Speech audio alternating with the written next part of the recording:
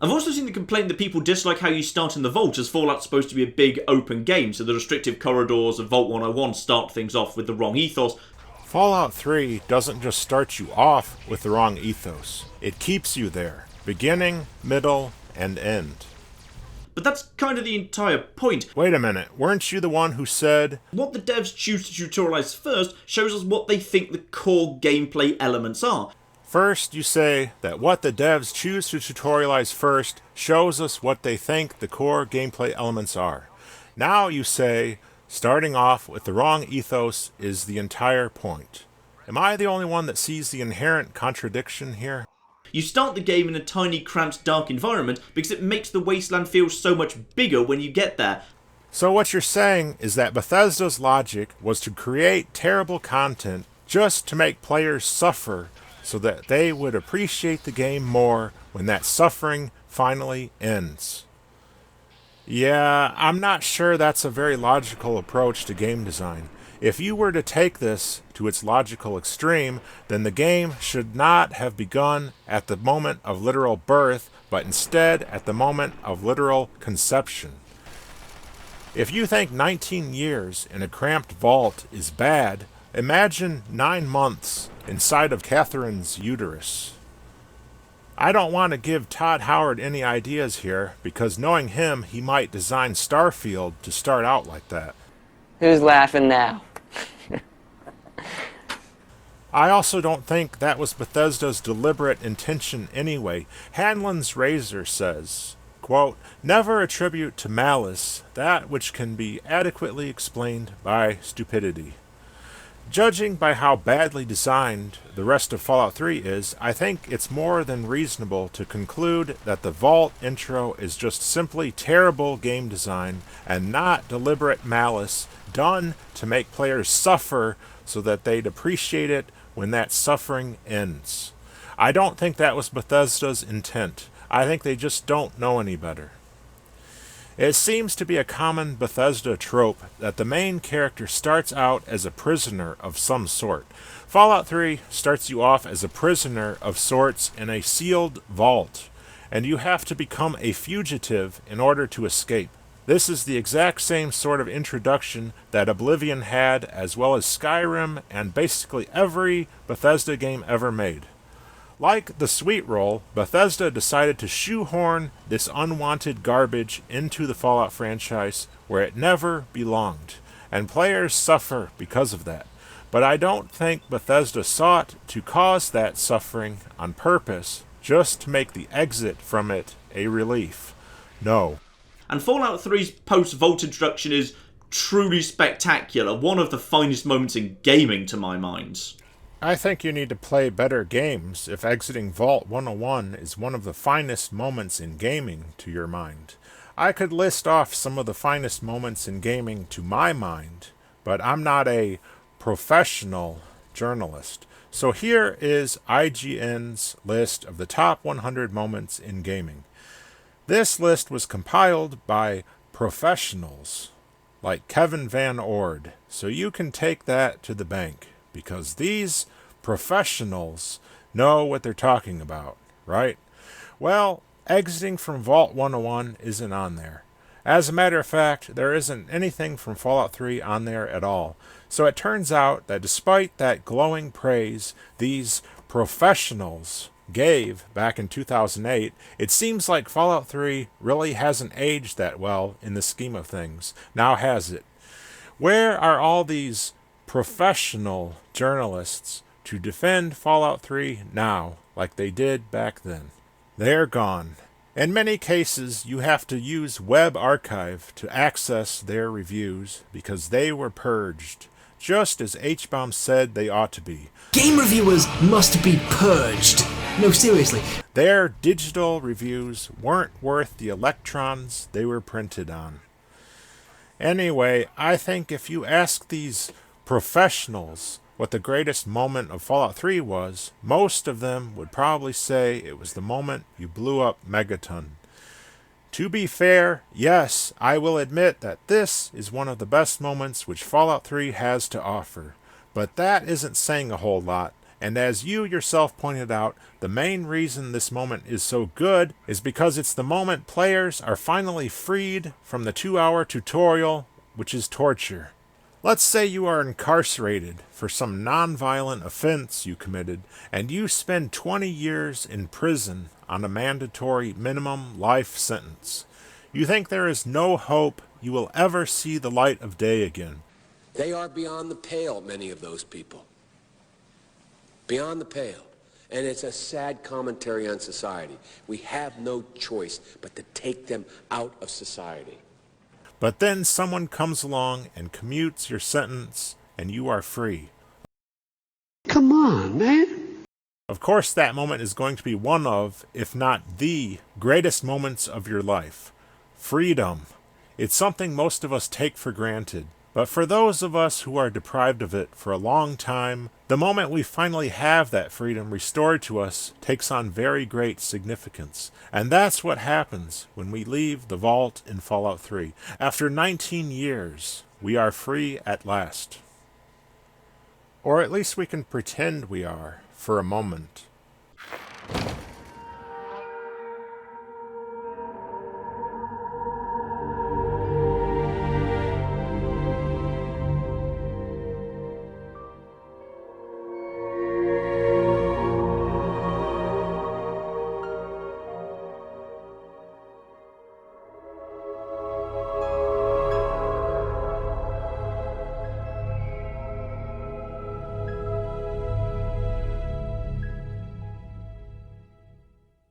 Just so much of it's perfect. The white flashes your eyes adjust to the outside world for the first time, the wasteland spreading out in front of you, the orientation of the vault and its elevation so that the Capitol building and the Washington Monument are both silhouetted in the distance. It's just such a perfect moment that both New Vegas and Fallout 4 straight up copied it, but neither executed it quite as well. Copied what? The blinding light when you step outside? That's the only similarity.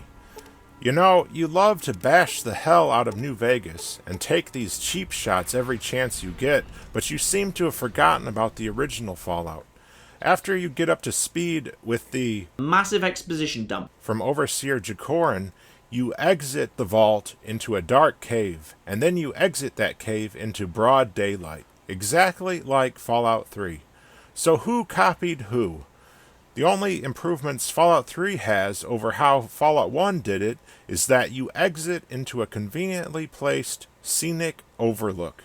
The screen brightens to simulate your character being blinded by encountering the sun for the first time in their life. Blinded by the light. And you hear a piece of music to accompany it. Wrapped up like a douche. That's it. That's all that Fallout 3 improves on over how Fallout 1 did it. Everything else about it was a straight-up copy and paste. That's not even counting the fact that almost the entirety of Fallout 3 is a blatant rip-off of Fallout 1 and 2. H-Bomb talked about this at length in his video.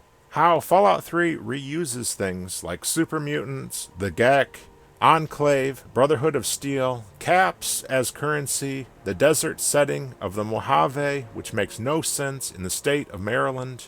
Even poor Harold has been cruelly pasted into this game where he should not be. This whole game is a rip-off of the originals, and even Tim Kaine himself said he was disappointed that Bethesda reused elements from the West Coast instead of giving the East Coast its own factions and so on. To Bethesda's credit, they seem to have taken that criticism to heart when making Fallout 4 because they added in the Institute, the Railroad, and the Minutemen. All of these factions suck, but at least they're original and not a copy and paste job like the Brotherhood of Steel and Enclave are in Fallout 3. So who copied who? You say that New Vegas tried to copy Fallout 3's vault exit. I say bullshit. Fallout 3 copied that from Fallout 1 to begin with. Furthermore, I argue that New Vegas wasn't trying to copy that anyway. If it was their intention, then they would have positioned Doc Mitchell's house on top of the hill where Good Spring Cemetery is located. And then you would have an exit in such a way that you would be able to see the Lucky 38 in the distance. But that is not the case because that was not their intention. Yes, you are blinded by light. Blinded by the light. when you leave Doc Mitchell's house, but this makes sense considering that you were shot in the head and suffered brain damage. And who knows how much time you spent inside Doc Mitchell's house before you regained consciousness. Of course, you'd be blinded by the light when you step outside after that whole ordeal. I can't think of any examples offhand, but I'm fairly certain that Fallout 3 was not the first game to have the main protagonist being blinded by daylight. It is both funny and sad that you consider this to be, quote, one of the finest moments in all of gaming, to your mind. I don't know if you genuinely believe that, but it's just really stupid to be so impressed over something so asinine. But above all, it is a complete and utter crock of shit to say that New Vegas tried to copy this moment, which isn't even all that great, to be honest. The only reason it seems great is that the preceding 2 hours leading up to it were spent under duress. So we've got to the main game and we're in the Wasteland. So let's quickly talk a bit about that. You see, one of the really bold things about Fallout 3 is that it put Vault 101 pretty much in the middle of the map and let you decide to start running in any direction you want to. This is exactly what Fallout 1 let you do on leaving the Vault as well, but for whatever reason, Fallout 3 never really seems to get credit for that. Big Rigs over-the-road racing never seems to get credit for that either. As a matter of fact, Big Rigs is frequently featured in lists of the worst games ever made. I've never played this game, but AVGN did a review on it back in 2014, which shows me everything I need to know about it. This game starts you out in the middle of the map and allows you to go in any direction. In fact, there is no collision physics, so nothing impedes your progress no matter which direction you go. You can even travel at infinite speed in reverse if you want to, and there is no map boundary. Every mountain can be climbed. So why isn't Big Rigs over-the-road racing considered one of the greatest games of all time? Well, it turns out that starting out in the middle of an infinite map and being able to go in any direction isn't really the recipe for a great game. Like H-Bomb said in his video, You're too free and have no choices. Do you get it? you are free to go anywhere, but anywhere is the same as nowhere. So it's really not much of a choice now, is it? I'll give Fallout 3 credit by conceding that it isn't as bad as Big Rigs, but Big Rigs helps to underscore many of the flaws in Fallout 3's game design by showing what would happen if those flaws are carried to their logical extreme. So why should Fallout 3 get credit for starting in the middle of the map? Fallout 3 doesn't get credit for this because it is as irrelevant as the sweet roll in the tutorial. Something which you also defended, by the way. You're really scraping the bottom of the shit barrel when you use these sorts of weak-ass arguments to support your claim that Fallout 3 is better than you think. Which is odd, because it's pretty much the most open Fallout game at the start. It is the least open at the start, because it starts inside of a sealed vault where no one ever enters, and no one ever leaves. You start the game in a tiny, cramped, dark environment. Nice job gaslighting your audience, MATN. Consider New Vegas, with a solid wall to the west. I prefer a solid wall to an invisible, arbitrary wall, which makes no sense. People complain about how you can't climb mountains in New Vegas, but at least there's some logic to it, considering that the mountains in New Vegas aren't to true scale, and to really be able to climb them, you'd need some mountain climbing gear, and a lot more time to do it than just jumping your way up to the summit like Mario. So that makes sense. But what sense is there in not being allowed to go in a direction that is visibly clear and open? This is just another of many examples of Bethesda arbitrarily restricting the player's freedom, and I do fully understand that every video game must have a boundary at some point, unless that game is Big Rigs. But that is no excuse to be lazy about it. Couldn't Bethesda have made this area heavily radiated, or say there's a minefield there or something? It's not my responsibility to figure this out for them, but they should have done this when they designed this map, even if it is just a barbed wire fence. Any sort of barrier would have been better than an invisible, arbitrary wall like they did. That's just laziness. Of course, New Vegas does benefit from the mountainous terrain. These form natural, logical barriers, so that Obsidian never has to resort to this. But yeah, if you go in any direction, in any game other than big rigs, eventually you hit some sort of barrier. Whether it's one that makes logical sense, or one that Just works. And it just so happens that the western boundary of New Vegas is right behind Doc Mitchell's house, where the game begins. You claim that you've watched Mr. B-Tongue's video on the Shandification of Fallout, but it seems that you are oblivious to what Shandification means. As Mr. B-Tongue pointed out, the setting is the story.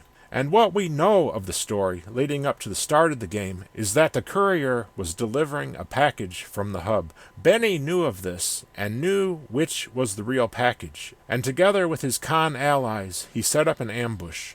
If you look at the area north of Goodsprings, you can see that this made for the perfect location for an ambush. It is the right elevation to spot an approaching traveler from a distance. The point I'm getting at is that Goodsprings being the starting point of New Vegas makes sense from logical world design. The map of New Vegas is based off actual satellite topography of Nevada. The town of Goodsprings is a real town which actually exists. It isn't just arbitrarily there the way that Megaton is in Fallout 3. Obsidian wrote the story based around the setting. As Mr. B-Tongue said, the setting is the story. Here, it's possible to describe A, B, C, and D as the story, and everything else is the setting. In a linear narrative, like you'd find in a book or a movie, setting details are only included when they're directly relevant to the story. Any irrelevant ones will have a hard time justifying their presence in the text. But as a story becomes less linear, as it becomes more shandified, the distinction between story and setting begins to dissolve. The setting becomes the story, and vice versa. You see, up until recently, the NCR regularly patrolled the road leading to Goodsprings, but a prison riot and other calamities turned everything to shit. But nevertheless, the town of Goodsprings benefited from those patrols which kept the road safe. The breakdown of the patrols happened so recently that the route south on the I-15 still remains relatively safe. And that's the reason why Trudy and others recommend taking it, as opposed to the roads north or east, which take you past Cazadors or Deathclaws. Those routes are still doable, even to level 1 characters, but it's definitely safer to head south. And the reason it is safer can be explained through Shandification, because the further south you go, the closer you come to the Mojave outpost, which is where the NCR has its foot in the door to the Mojave, and it is through this door that they are funneling troops into Nevada with the intention of annexing the whole damn thing. Whether you side with the NCR in your playthrough or not, you certainly do benefit from the relatively safer road that their up until recent patrols kept in control. The Powder Gangers taking over NCR-CF happened very recently, perhaps only days before the game begins. So not enough time has happened for Cazadors, Night Stalkers, Deathclaws, and all the other baddies of the Wasteland to creep in and make that southern route just as dangerous as anywhere else in the Mojave. Given enough time, it probably will happen. Goodsprings was optimally placed for a starting town because it is far enough from the NCR to remain independent, yet at the same time still close enough to the NCR to benefit from the protection of their patrols. And that's why I argue that Obsidian made a good call in making that the starting point of the game, instead of placing it in the middle of the map, as you said they should. Another problem with placing the starting point in the middle of the map is the pacing. The city of New Vegas proper is the location which the entire game revolves around, so it is positioned roughly at the center of the map by necessity. Placing the starting point for the game right next to that would be extremely dumb. It would also be a lot harder for Benny to ambush you here, since not only is the terrain flatter and less advantageous to stage an ambush, but there's a lot more activity, so a lot harder to pull off such a thing unnoticed, whether by NCR patrols, Securitrons, or whatever. No, it makes sense that the ambush happened in the middle of bumfuck nowhere. Imagine if the starting point of The Wizard of Oz was right next to the Emerald City. That would be a very short yellow brick road to follow, now wouldn't it? So the starting point being at the edge of the map is by design. That's not to say you can't go west from Doc Mitchell's house at all, it's just that you can't go very far. But if you do, you'll see that behind his house he is growing a few crops. Funny thing about these crops is they are marked red, meaning they are owned, in contrast to almost everything inside of his house, which is free for the taking. But there is no karma loss from taking these crops. This discovery answers the question of where Doc Mitchell gets his food from, or at least some of it. And you say New Vegas isn't good for exploring. Wrong. Exploration in New Vegas yields answers to questions of Shandification. Rather, it is Fallout 3 which is the bad game for exploration.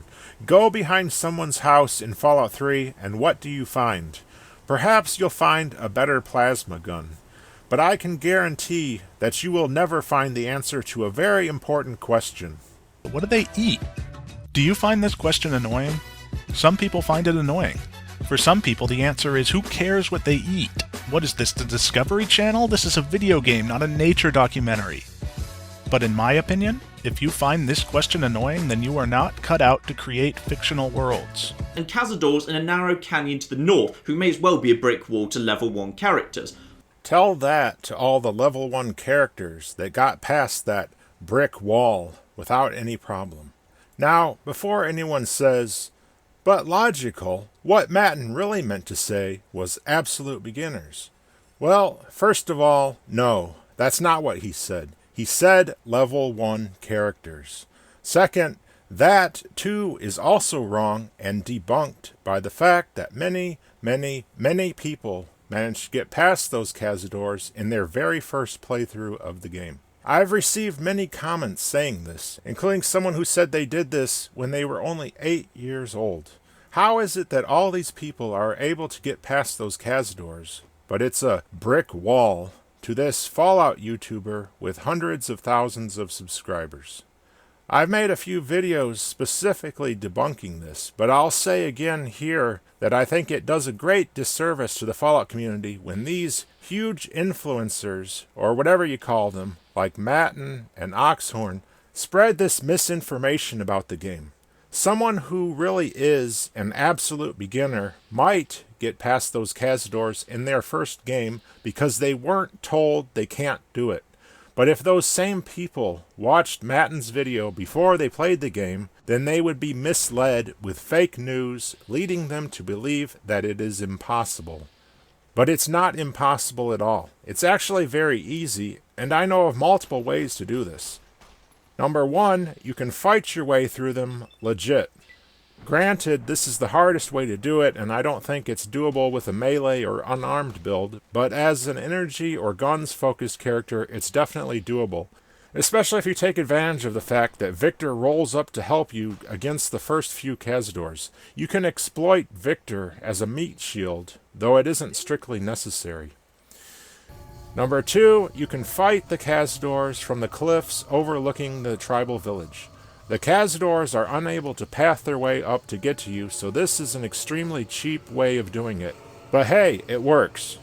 Perhaps you never knew about this vantage point because you were too obsessed with the erroneous belief that New Vegas doesn't have exploration and that it is a road walking simulator. It's the roads. New Vegas loves roads. I don't care what your father says, let's run away together. In literally the first town, people are giving you instructions based on the assumption you'll be following roads. Sunny even specifically says you should stay on the roads to be safe, and the quest markers agree. The road out of Goodsprings perfectly syncs up with the They Went That Away quest marker, and then you can walk pretty much all the way to Benny without ever leaving the tarmac if you wish. Stay on the road, nice simple enemies, a few raiders. The road is king, and if you have a new quest, there will absolutely be a road that leads there, which will be the safest way to get there. People who have this fallacious view of New Vegas will never discover secrets like this. Number 3, you can sneak past the cazadors using the stealth boy you can get in the schoolhouse or off of Joe Cobb. Sometimes the stealth boy will randomly spawn inside a container in Victor's shack too, if you're really lucky. Number 4, just run past them. This is the easiest and most intuitive method of getting past them, and it's the one that an absolute beginner at the game is most likely to use and succeed with. Remember how you said, "But you can very easily run away from them," about the rad roaches in the tutorial? If running away is an option for Officer Kendall and the Radroaches, then why isn't running away an option for the Cazadors? How is it that 8-year-old, level 1, absolute beginners are able to figure this out, but you can't? Fallout 4, meanwhile, opens in the very northwest corner of the map, severely limiting your options. Fallout 4 sounds like a real shithole of a game. Good job poisoning the well on your Fallout 4 is better than you think video before you even made it. How could Fallout 4 be better than your audience thinks if you yourself don't even think that? No, but seriously, Fallout 4 is a shithole for a lot of reasons. But to be fair, starting in a corner of the map ranks very low on the list of grievances that players have with it. As I've already explained, starting in the middle of the map is no automatic guarantee of a game being good. Even Fallout 1's Vault 13 was at the northern extreme of the map, with nothing to find further north at all. Just wait one back-flipping moment. Didn't you just, literally, only a few minutes ago praise Fallout 1 for how it lets you go in any direction? This is exactly what Fallout 1 let you do on leaving the vault as well. So, yeah, definitely a contradiction here, and this isn't the only time you make these contradictory statements, which just makes you come across as disingenuous and desperate to try to prop up Fallout 3 by any means necessary. When it came to H-Bomb's video, or Kretos's response, or I guess even my own, the vast majority of the dislikes come from people who don't even watch it, and at times even admit they didn't watch it, and just came to leave a dislike. But it seems like, at the same time, many of the same people that leave a like on your video also didn't watch it, or at the very least weren't paying attention to what you were saying.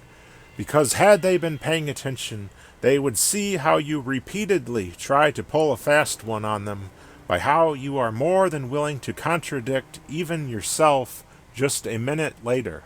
And this happens often. Now that I've addressed this blatant attempt to pull the wool over your audience's eyes, let me now defend Fallout 1 for this unfair criticism. Yeah, you can't go very far north, but, as I explained in the case of Big motherfucking rigs!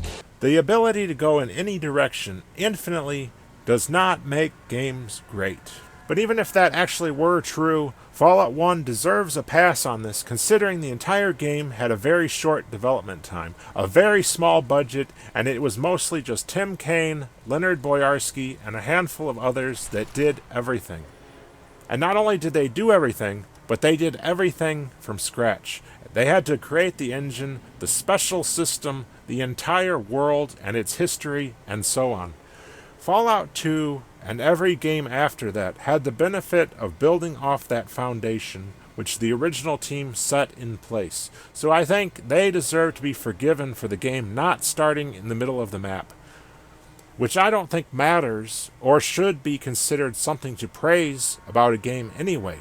Only someone who is desperately grasping at straws would seize on this and parade it as if it is something Fallout 3 deserves to have its ass kissed for. If Fallout 3 deserves to have its ass kissed for this, then you better pucker up and kiss the ass of Big Rigs also. I hope you washed your ass this morning. It's about to be kissed by a king. Speaking of Fallout 1, one thing I've heard people praise it for is that there's nothing to stop you stepping out of Vault 13 and running straight for the military base. Well, there's also nothing stopping you from running past the Cazadors north of Goodsprings in New Vegas either. Just saying. But you can do pretty much the exact same thing in Fallout 3. In fact, I always assumed it was an intentional reference. Fallout 3 is almost nothing but intentional references. Intentional reference is just a politically correct way of saying copy and paste. Since the game is 3,000 miles away from the West Coast, shouldn't it have its own unique stuff going on instead of intentional references from the previous games?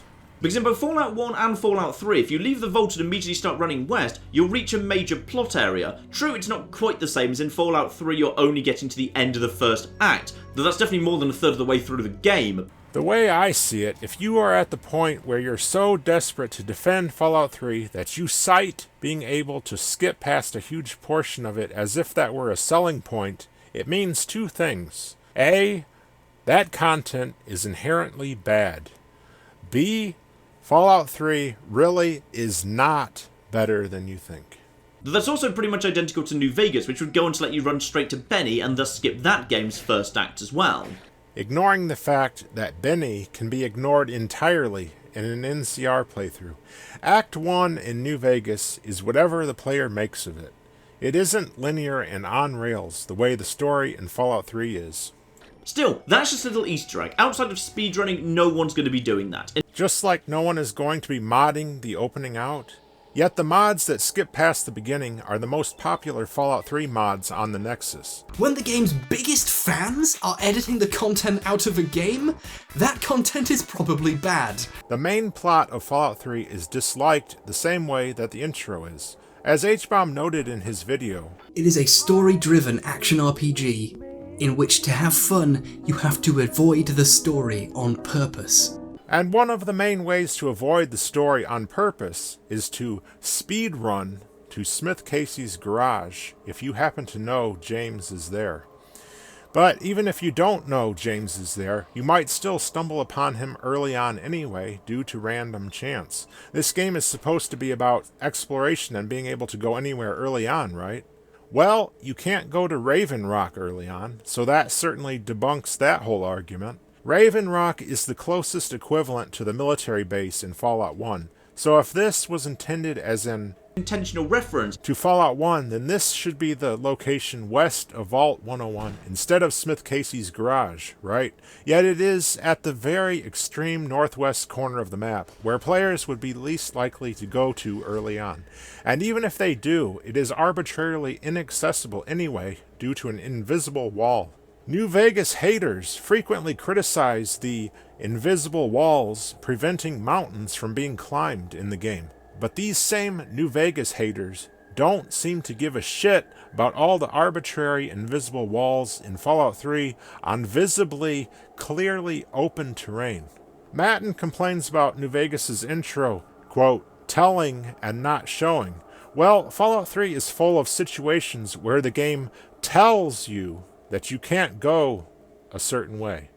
A better way of designing the game than telling people they can't go a certain way is by showing them that they can't. And this is what New Vegas does. But Fallout 3 tells you. Or the fact the game will at times root you to the ground instead of letting you do your own thing.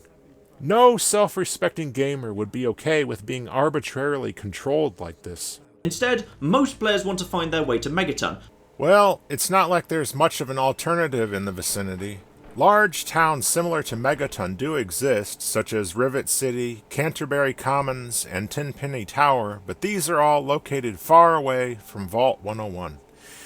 I'm not saying this is a bad thing, it's just that really it's your only option that is reasonably close. Otherwise, you have to trek 10,000 miles through hostile wasteland.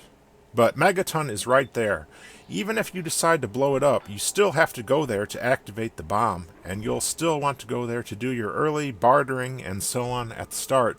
This means that whether it's your very first game or you've played it a few times, you're always going to be going to Megaton right away because of all the perks of going there, like the bobblehead and the armored vault suit and so on. The only reason you'd ever not go there is if you're doing some sort of challenge run where you forbid yourself from going there for some reason. One thing I've come to learn from playing it a few times is if you want to be optimal about it, you should hit the hollowed out rock and loot the houses in Springvale, and also take the caps from Silver before you go to Megaton. That way, you'll have some spending money to start off with, as well as a bunch of stuff to barter. And I want to examine this initial journey in detail. What's there to examine? It's pretty straightforward where to go and how to get there, as it really demonstrates the level of care and craftsmanship that goes into Fallout 3's world design. The care and craftsmanship that went into Fallout 3's world design is the same care and craftsmanship that went into the nylon bags for Fallout 76 or the Dark Nuka rum, which people spent like $100 for, thinking it was going to be some quality product in a collectible glass bottle, but instead it turned out to be low-quality, cheap liquor, and the bottle, which everyone expected to be glass, turned out to be shoddy plastic. How's that for care and craftsmanship? You and Oxhorn and a few others were invited to that Greenbrier event where you were probably gifted some of this crap so you could market it to your audience. Unlike the people who actually paid for these products, YouTube influencers got the real deal, and these influencers misled their audience to believe that Bethesda was selling something that was a higher quality product than what they were actually selling, and this sort of tactic is illegal. It's called bait and switch, and it is for this and other reasons that Bethesda has been hit with class action lawsuits. Perhaps that is the reason why the crooks that ran ZeniMax were so willing to sell the company over to Microsoft. These crooks got their golden parachute, and now Microsoft has to clean up the mess they created. Maybe now that Microsoft owns and will be running Bethesda, they will force them to shape up and clean up their act. But that doesn't change the fact of what's been done. 5 years from now, we might see Bethesda transform into a more honest company by Microsoft's firm hand, but that doesn't erase what they did in the years when they were independent, and this should never be forgotten. That is the ethos of the company that made Fallout 3. The same care and craftsmanship behind the nylon bags and the Nuka rum scams are the same care and craftsmanship which requires people who want to play the game on modern versions of Windows to have to turn to community guides in order to get the game to function, or mods to fix decade-old bugs which Bethesda refuses to correct themselves. And it isn't just Fallout 3, but every game they make ends up being a buggy mess. And it is the modding community that has to pick up the slack. This flippant attitude Bethesda has towards their products was also made evident in presentations and interviews they've given over the years, such as the one given by Emil Pagliarulo not long after the release of Fallout 4 back in 2015, where he basically says that there is no point in putting a lot of effort into the writing because, as he says in his own words, quote, players are just going to rip it up and make it into paper airplanes. And you're going to give this book, this great American novel, to the player. And what are they going to do with it? They're going to rip out every page and make paper airplanes out of them. And they're going to throw them around the room. And they're never going to see your story. Because the story is there, right? But they are going to spend 30 hours making shacks. And that's a shitty attitude to have, no matter what profession it is. Emil is basically saying it doesn't matter, so there's no point in even trying. If Bethesda were worth a crap, they would have fired him a long time ago.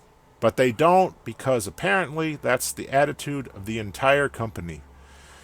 I know for a fact that Emil wasn't the mastermind behind the nylon bags or the plastic Nuka rum bottles. This corruption runs to the very core of the company. Care and craftsmanship, my ass. Was there also care and craftsmanship in the Kid in the Fridge quest? Come on, man. Come on, man. Give me a little break here. Because like I just said, you can run off in any direction, so how is it the game directs you to Megaton? By presenting no viable alternative within 100 miles? Now sure, there's a quest marker, but not everyone's going to realise what that means. Who are these people that don't know what a quest marker means? Not everyone's going to respond to it, and not everyone that sees it is going to want to obey it. People who don't like to obey orders should be playing an RPG instead of Fallout 3. Let's just say instead you're up for some exploring. Well, Fallout 3 is ready for you. Just so long as you don't try to explore where the game arbitrarily tells you that you can't go. You see, the map immediately around Vault 101 is slightly more empty than most of the rest of the wasteland. Yeah, there's no alternative to Megaton in sight, which pretty much railroads players to going to Megaton. Granted, it's a soft railroading. Players can be defiant and go against the grain on purpose, but it is a major chore to get to any alternative settlement early on. The choice between Megaton and Tenpenny Tower is presented by Bethesda as a choice between good and evil. But the choices aren't balanced because Tenpenny Tower is thousands of light years away, whereas Megaton is just sort of there. The consequence of that is, if you turn around outside Vault 101, there are only compass ticks to the east, the direction of Megaton. When you turn around outside of Vault 101, you're confronted with a solid rock wall that you just exited from. You know, kinda like that rock wall to the west of Doc Mitchell's house that you slammed New Vegas for? Yes, it is possible to go around that rock wall and continue west, but no one is immediately going to know this. For absolute beginners, this world design strongly implies there's no other direction to go but forward. And that's not an inherently bad thing in itself, but what I consider bad is that this solid rock wall blocks all view of the colossal tenpenny tower in the distance. Yes, you're far too distant for it to show up as a compass tick, but maybe you might get a visual glimpse of it in the distance. But since there's this solid rock wall here, you don't. And so Megaton and Tenpenny aren't well-balanced choices, since the game strongly biases players to heading to Megaton, and there's also a severe imbalance in terms of quests and so on also. This isn't what I'd consider to be the greatest world design, but it is what it is. Now, even if you're completely ignoring the compass, the world is ready to guide you. That's what I was afraid of. You see, there's a small sign in front of you promising a scenic overlook. That sign doesn't deliver on its promise. In my playthrough, I ran ahead looking for this supposed scenic overlook, but instead of finding it, I plummeted to my death. It's pretty much the only thing of note and the only text in view when you step outside of the vault. Step over there and immediately look straight down the road to Springvale, immediately drawing your attention there. Even if you completely ignore that and just jump straight down to the road, you die. The more interesting view is to the left, down past the cars. Walk past them and you see Springvale below you. To your right is just some rocks. There's also a mud puddle, which, by the way, is a microcosm for how shallow this game is as a whole. Funny thing about this mud puddle is it has fewer rads than the puddle in Megaton, which you claim is the town's water supply. You could go that way, sure, but the game subtly tries to draw you to Springvale, and once you get to Springvale, you see the eyebot in the distance, the bright flash of red of the Nuka-Cola machine, and the red rocket sign. It all just slowly draws you in the right direction. Open world RPGs should not have objectively right directions. And once you get into town, Megaton is clearly signed. And so, on to Megaton, which has a fantastic introduction and a really nice, unique feel. Why did the people of Megaton choose to live in a giant toilet when they could have moved into this town of Springvale, which is right nearby? Granted, a lot of these houses are ruins, but the amount of effort it would take to fix them up to a livable condition should have been far less than what constructing Megaton would have taken. They could have used the sheet metal and such from the airplanes to build a wall around Springvale to make it more defensible. In fact, there's also that hill where Vault 101 is located. Maybe they couldn't get into Vault 101, but they still could have used that hill as a defensible location to place their settlement, or at least as a watchtower or something. It would be more logical than living in a giant radioactive toilet bowl with a bomb in it, like they chose to do. In fact, some of the houses in Springvale aren't even ruined at all. The ones which are could be fixed with little effort, but some of the houses, such as the one occupied by Silver, are perfectly inhabitable as they are. Why is Silver the only one smart enough to take advantage of this free real estate? The house is free! Jim, the house is free! It's a free house! It's free real estate.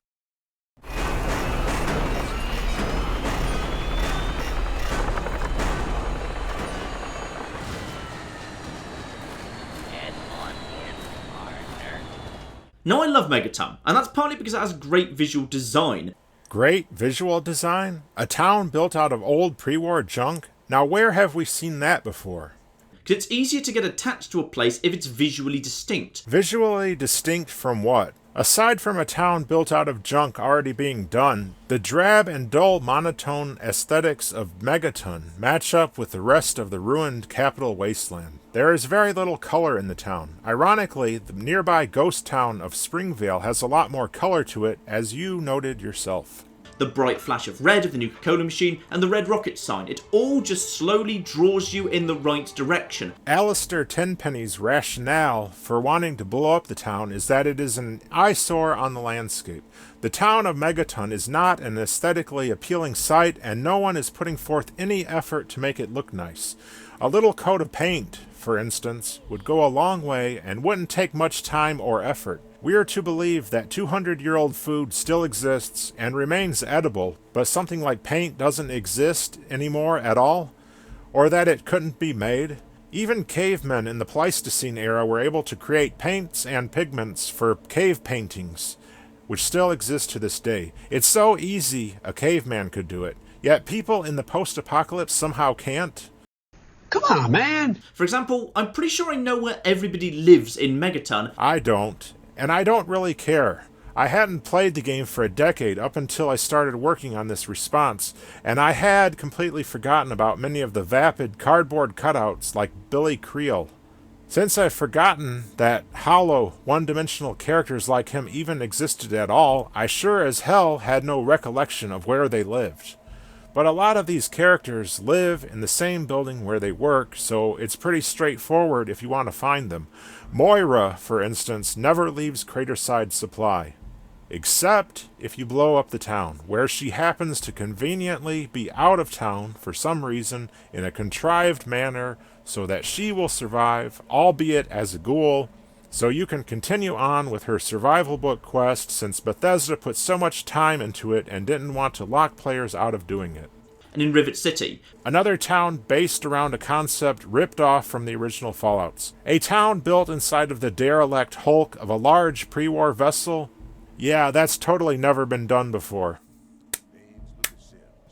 Bravo, Bethesda. Another copy and paste. Intentional reference. But hey, MATN, even though you're blatantly shilling for Bethesda, at the very least, you're not dunking on New Vegas.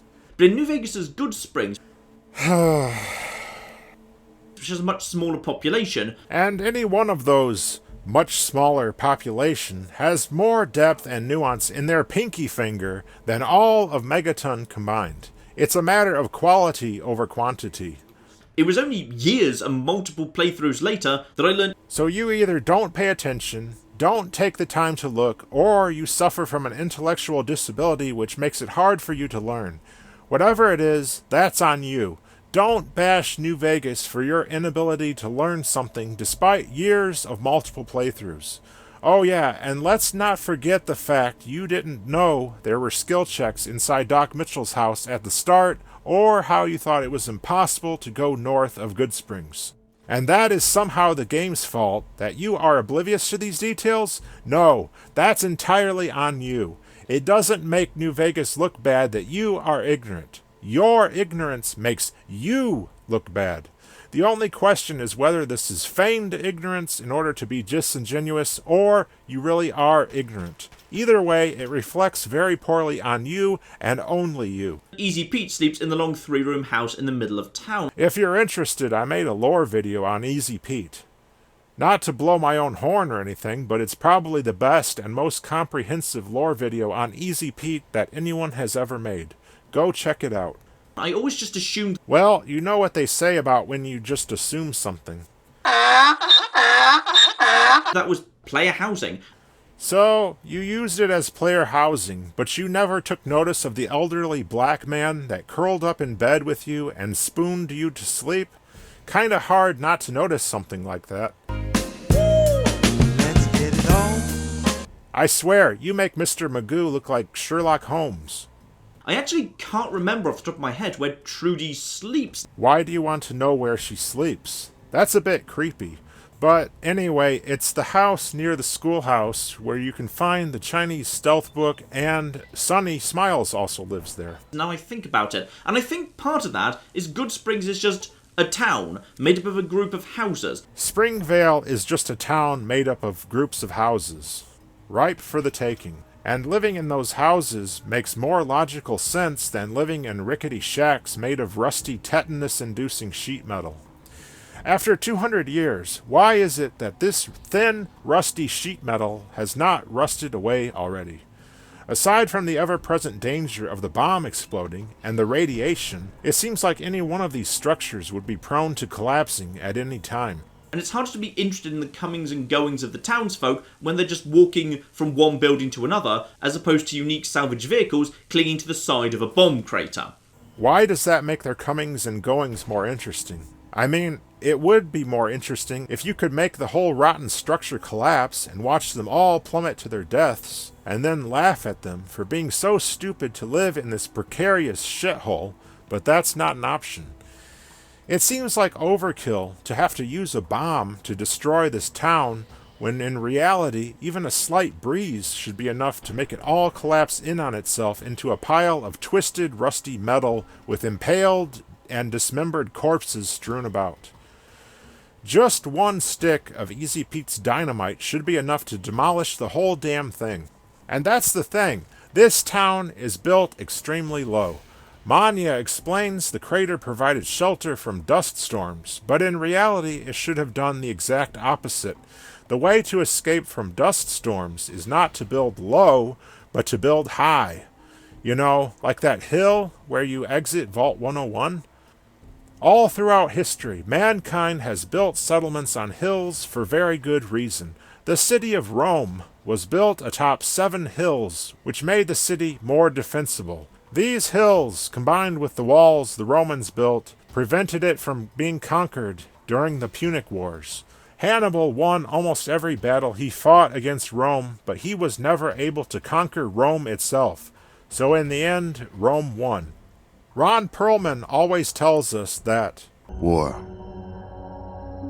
never changes. But Bethesda's handling of the Fallout franchise has made these words mere empty rhetoric. Looking at the history of warfare throughout the centuries, one thing you'll notice is that there is an advantage to taking and holding the high ground.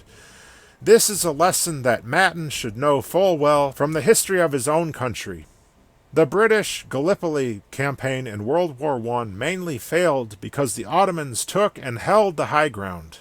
It turns out that in war, having the high ground is something that just works. So why not also in Fallout, where war never changes?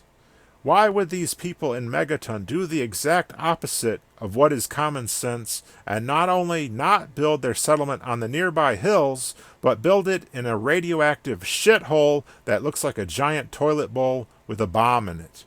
I'm serious. The town is a giant toilet bowl. It wouldn't be a surprise if one day a giant super mutant behemoth shows up and takes a massive shit in it.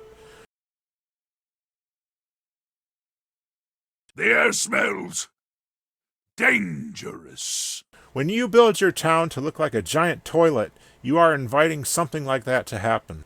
Speaking of that, some people really bloody hate the bomb, by the way. People hate atomic bombs? Gee, I wonder what reason that might be. Because it's odd to build a town around a bomb. Well, it sure isn't normal. It's also odd to build a toilet town in the least defensive location in the vicinity when far better options are right nearby. Not only is Megaton vulnerable because of the liability from the bomb being there, but just imagine if some enemy faction had just a tiny amount of common sense and took up positions on the hills that surrounded Megaton. Then those enemies would have the high ground and could lob artillery like the boomers do in New Vegas, or just fly over the town in some vertibirds and rain destruction down on it. If Alistair Tenpenny wants to wipe Megaton off the map, he could also just lay siege to it and cut off its food supply, just like Heck Gunderson can do to the Strip in New Vegas.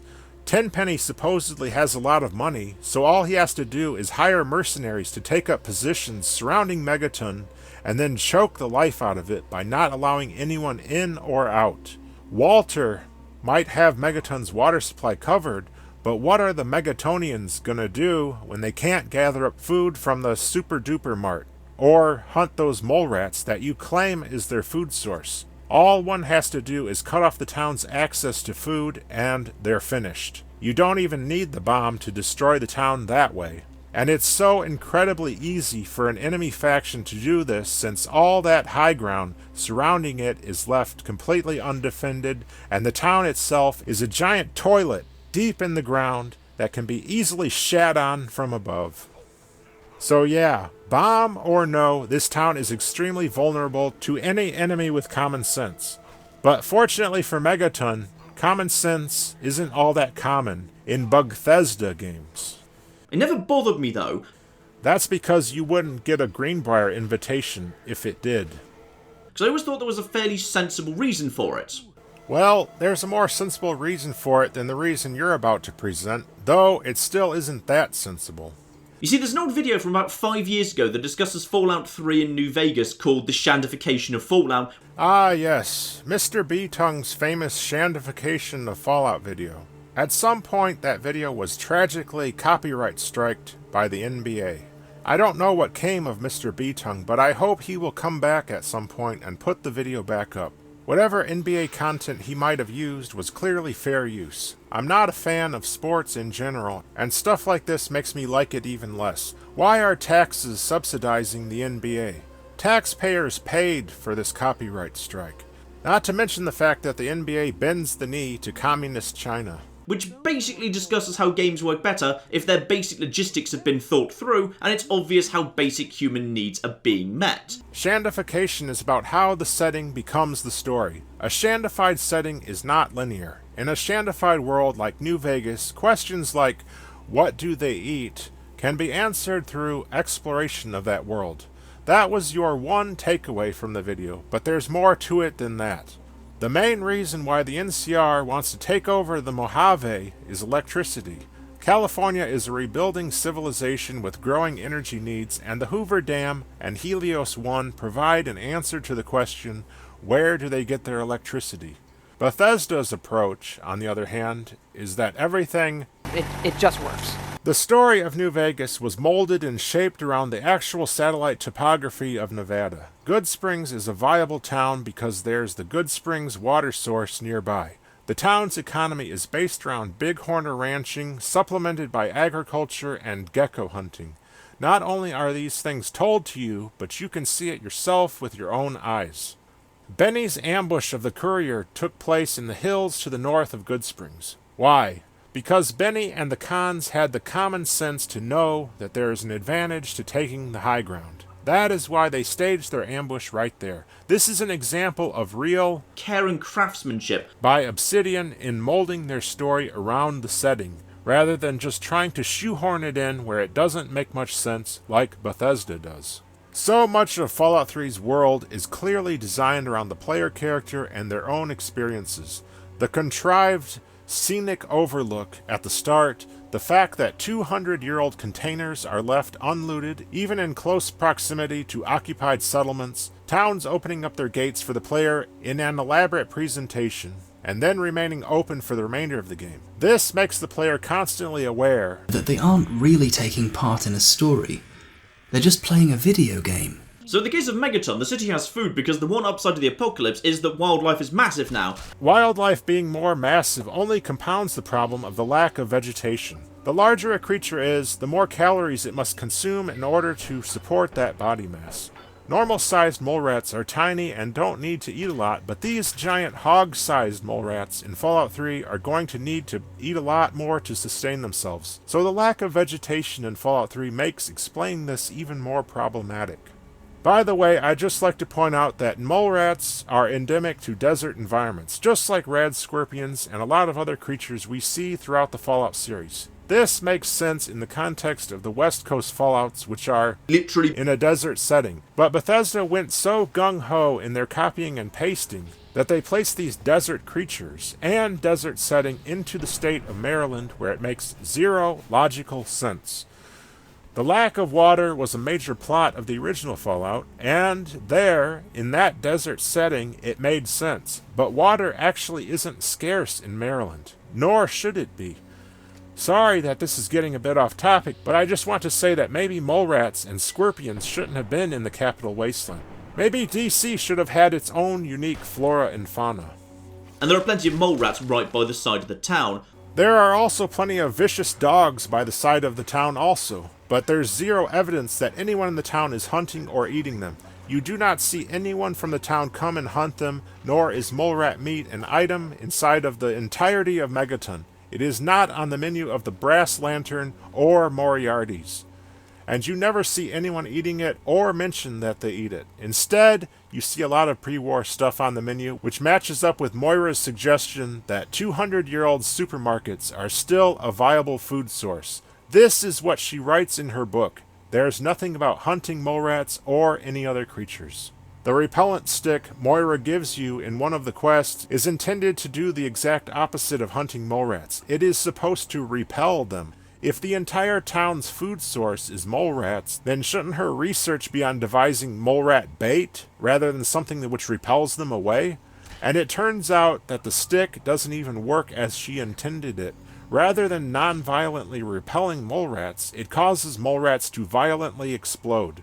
When Moira hears of that, she loses all interest in it and lets the player keep it. Those poor little mole ratties! Oh, I wonder if I could make a hypoallergenic version. Oh, but that'd hardly be effective. I should mention that. Proper handling of mole rats could be important if they could be domesticated. Milked, maybe? Oh, anyway, keep the repellent. Oh, but for your trouble, here, have the leftover chems from working on the repellent. I'm sure you can find some use for them.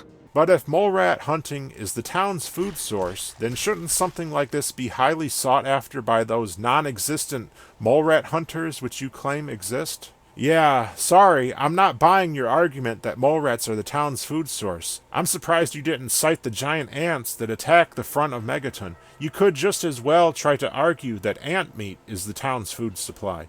But there again, there is zero evidence of anyone hunting or eating those ants. They clearly are being killed, though, but only to protect the town, apparently. In the ruins of Springvale, there is a refrigerator which still contains pre-war food from 200 years ago. Why not argue that this refrigerator is Megaton's food source? It's close, and unlike the mole rats, the items inside that refrigerator are stuff you can actually find on the menu in Megaton. So wouldn't it be more logical that this is the source? And yet, obviously, that makes no sense either. Prior to Fallout 3, pre-war junk food was exceptionally rare. In Fallout 1, there are only 2 instances of box of noodles and 1 instance of TV dinner, for a sum total of only 3 instances of pre-war food in the whole entirety of Fallout 1. And these are not edible. You can't eat them in the game, nor does anything in the description of those items suggest they are still edible. And there's only 3 of them in the entire game. 1 of the 2 boxes of noodles can be found in the possession of Gizmo in Junktown, and the other instance in the hands of a super mutant guard in the cathedral. That's it. And the TV dinner is even more rare, with there being only 1 instance of it. It is called Small Dusty Box of some sort, and the in-game description explicitly tells you that it is not edible. That is pure telling, not showing. And this is realistic and logical for what you'd expect from 200-year-old food. And by the way, I'd like to point out that the original Fallout was set only 80 years after the apocalypse, not 200 years later like Fallout 3 is. A far greater amount of time has passed since the apocalypse, so logically the amount of pre-war food in Fallout 3 should be a lot less than in Fallout 1 due to scavenging and decay and so on, right? But it's the complete opposite. Bethesda jumped the shark by shitting all over Tim and Leonard's vision of the original Fallout by taking what once was extremely rare and inedible to something which is ridiculously common, to the point that it still forms the foundation of the food chain centuries later. There is a video on YouTube where someone eats a 150-year-old cracker from the Civil War, and they describe it as tasting like mothballs, which may be because it was stored with mothballs in order to preserve it.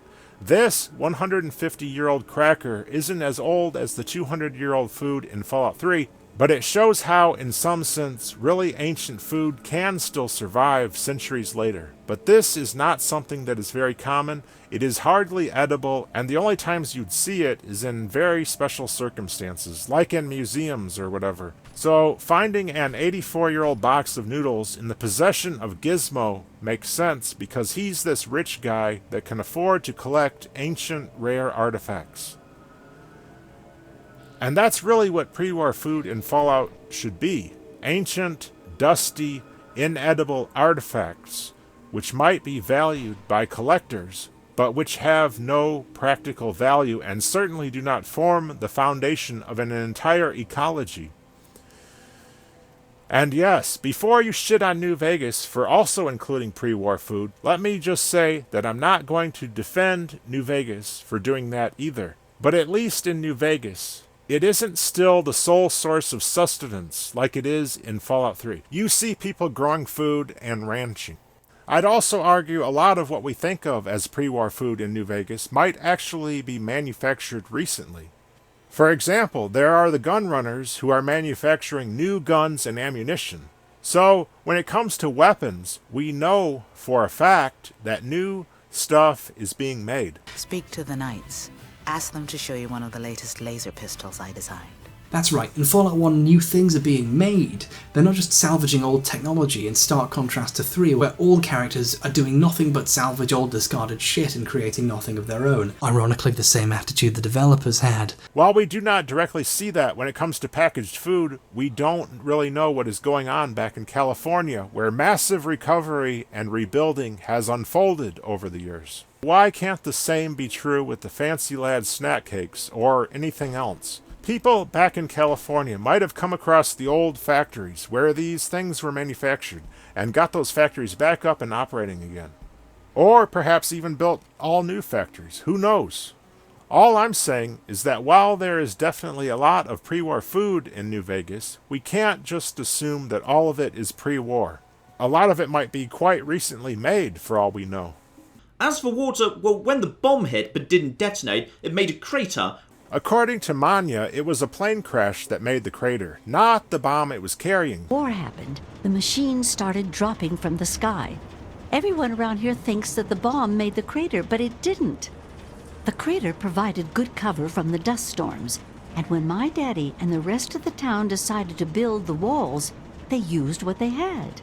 The crater being caused by a plane crash might make a little more sense, but not much. I challenge anyone to show an example of a plane crash that created a crater anywhere close to deep as the one we see in Megaton. I searched images of plane crashes, and the largest and deepest crater I could find is this one from a plane crash in Iran back in 2009. And even this crater is nowhere near the breadth or depth of Megaton. In most cases, plane crashes barely leave the slightest dent on the ground, but I guess it depends a lot on how fast and what trajectory the impact happens. In order to make a crater like this one in Iran, it would have to impact with such force that the plane itself is disintegrated into fragments. If this is what happened to the plane that formed the Megaton crater, then how could the bomb it was carrying have survived that? Manya explains further that more planes were scavenged from an airport somewhere in the wasteland.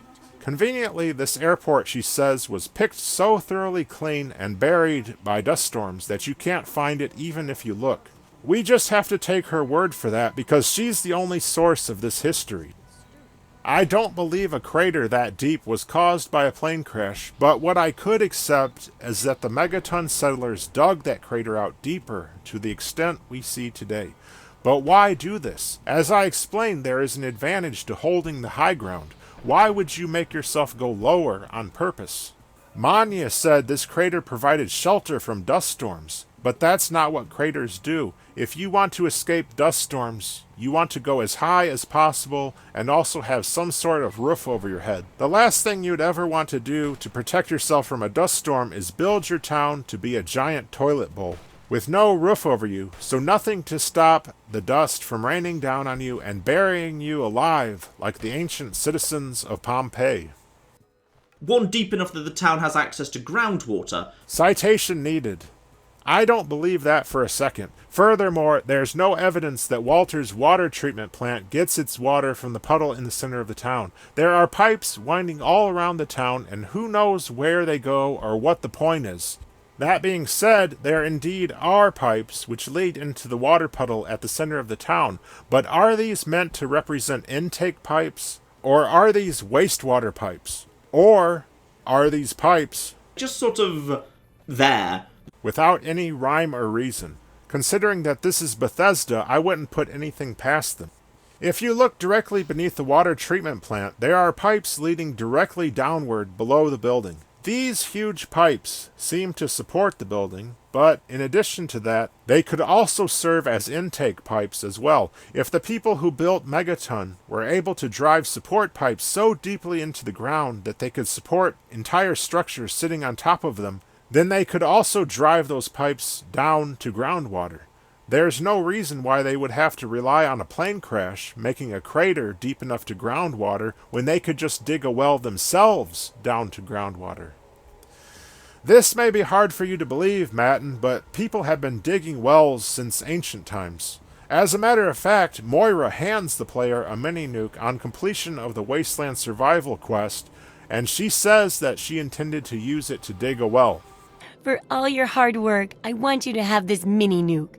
I kept meaning to use it to dig a well, but honestly, it just makes me nervous. So the people of Megaton are clearly aware that such a thing could be done.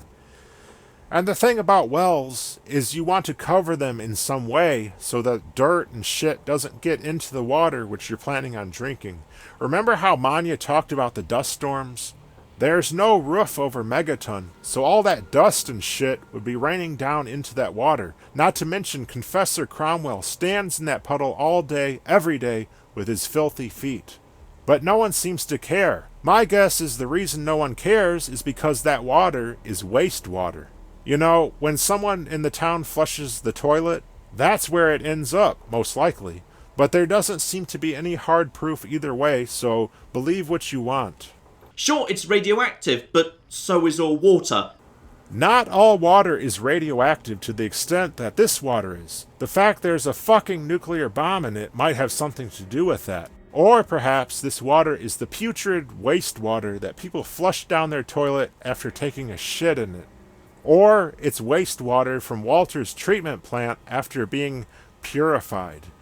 Though how purified does Walter's treatment plant make it? Inside the building there is a water fountain which has 5 rads.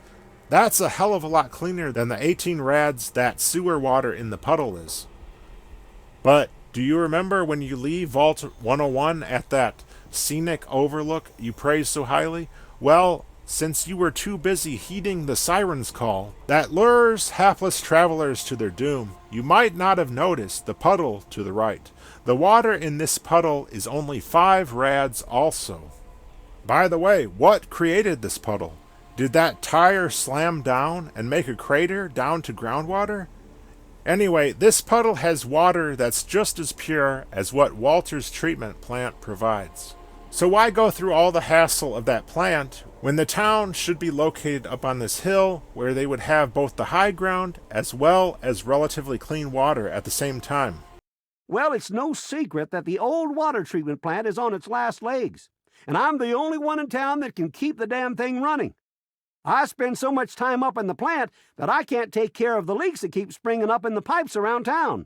The hobo that sits outside of Megaton complains about how he's only been drinking irradiated water and that he needs purified water.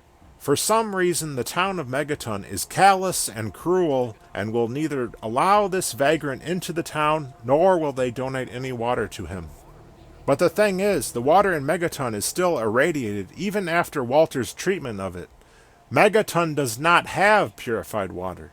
The hobo could drink from the puddle near Vault 101 and have water that's just as clean as what Megaton cruelly denies to him. Yet he doesn't because he'd rather sit in the dirt and waste away, I guess. That's kind of the point of the main plot. The game literally, as opposed to figuratively, begins with your dad talking about the waters of life and going on to tell you how terrible life is outside the vault, and then the very first town you get to after you leave uses a puddle in a radioactive crater as its water supply. Well, it is kinda dumb to use filthy 18 rad water as your water supply when better options are available nearby. I also don't understand how you could possibly overlook the elephant in the room, which is that giant fucking water tower, which is easily visible from your highly praised scenic overlook. One of the finest moments in gaming, to my mind.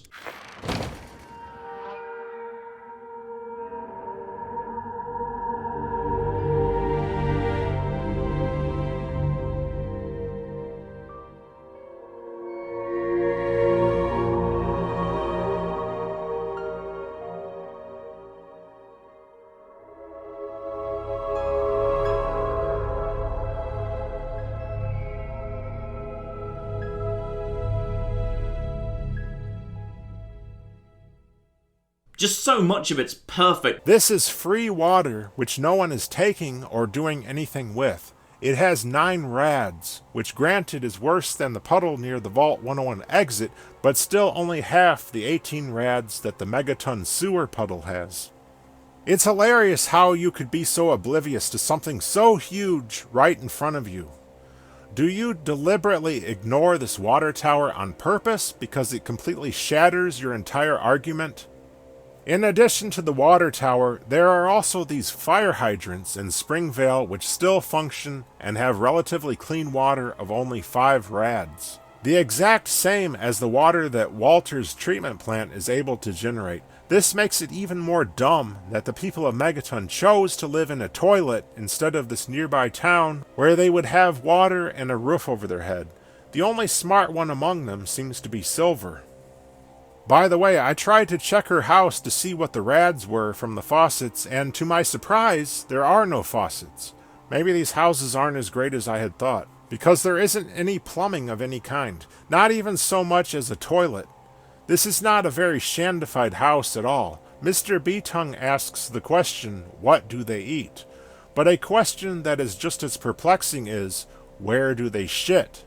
Silver would seem to be shit out of luck when she has to go to the bathroom. But conveniently, the world's largest toilet happens to be right nearby. Ugh, got the worst hangover. It helps make you realise how bad things are on the Wasteland. The Wasteland is bad because of the stupidity of the people in it. It seems that the humans of the East Coast have been affected by whatever also made the super mutants into imbeciles. East Coast humans and super mutants alike seem to be afflicted with what I like to call Bugthestard syndrome. Symptoms of Bugthestard syndrome include, but are not limited to, ignoring common sense and logic, drinking radioactive toilet water even when better water is available, building as low as possible into the ground instead of taking the high ground, scavenging pre-war junk food instead of growing new food, not taking any responsibility and instead begging the player to do everything for them. Everything just works. And how important Project Purity is when that gets introduced. Thematically, it actually works really well.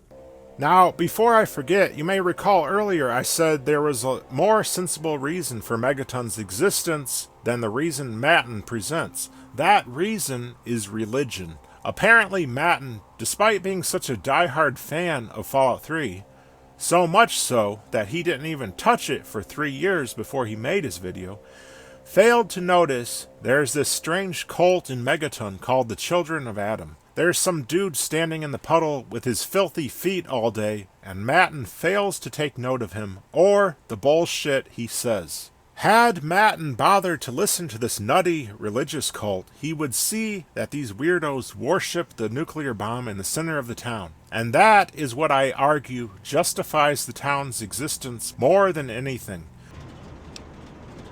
Not at first. It was a collection of people trying to get into the vault, people worshipping the bomb, and a few other refugees. Better water solutions exist elsewhere, and the high ground would be more advantageous. The only thing that this site has to offer is this undetonated bomb, which this cult worships like a deity. Not everyone in the town is a member of this cult, but enough people are to make this place a sort of mecca in the wasteland. People probably come here on pilgrimages from far and wide, and the people who aren't members of this cult are able to profit by providing goods and services to these pilgrims. This is the only argument I can think of to explain the town's existence that comes anywhere close to making sense. It's pretty sad that someone like me, who hates Fallout 3, is able to come up with more compelling arguments to defend it than MATN can. But I'm feeling generous, so I thought I'd give him a little bit of help in case he ever makes a Fallout 3 is better than you think Part 2 Electric Boogaloo, where he responds to Kretosis and me and actually tries to come up with some decent arguments instead of this horse shit. It probably won't happen, but we can dream.